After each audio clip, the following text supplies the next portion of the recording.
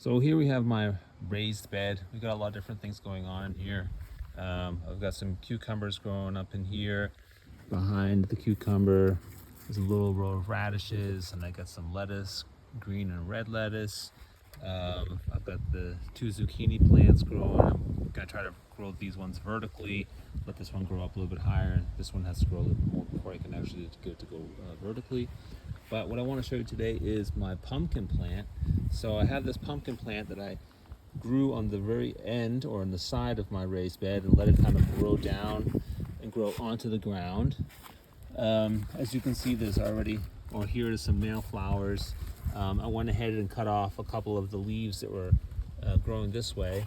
And then what I started to do today was I started to put dirt on the nodes that have the roots. So like basically if you see something like this on your vine, then there's probably a root growing up from underneath it, or underneath the node. Here you can see there's a root that's growing directly down into the ground from here.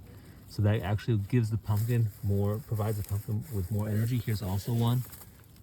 It grew this way down into the ground. So let me bring you over here. And here we have a pumpkin. So there's a female flower on there. There's a small male flower, but this also has a root node, so I could probably put some dirt on there. Here's also a male flower. There's another female flower here, and also with a kind of a secondary vines trying to grow up. I'll probably cut that off.